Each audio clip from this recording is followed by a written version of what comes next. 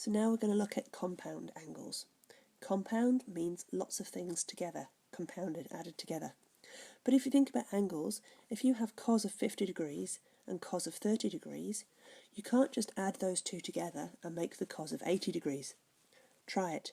You'll see that cos of 80 degrees is totally different to what you did when you work out cos of 30 and cos of 50 and add them together.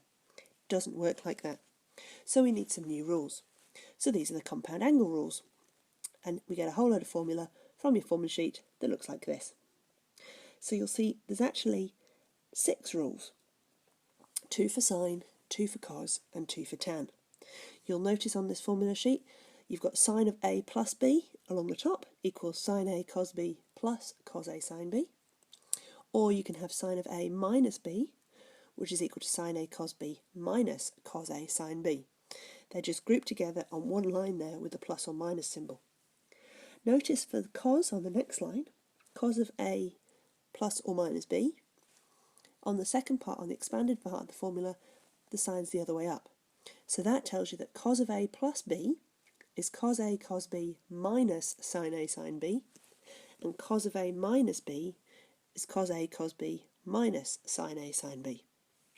Then the tan formula, because tan has to be a little bit different, tan A plus B is tan A plus tan B, all divided by 1 minus tan A tan B, and tan A minus B is tan A minus tan B, all divided by 1 plus tan A tan B.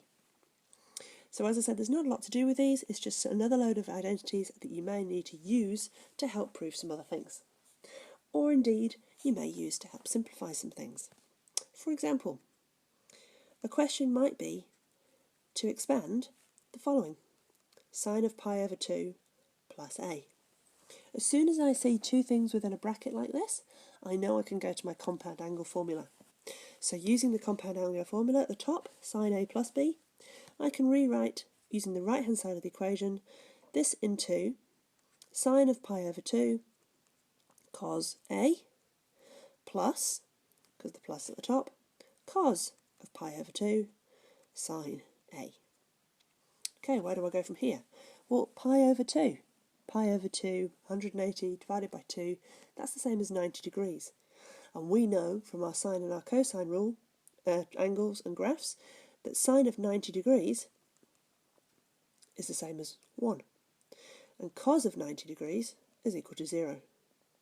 So that makes my equation a bit easier. Because sine of 90 degrees is 1, I can now write sine pi over 2 cos a as simply 1 cos a. Cos of pi over 2 sine a is going to be 0 sine a.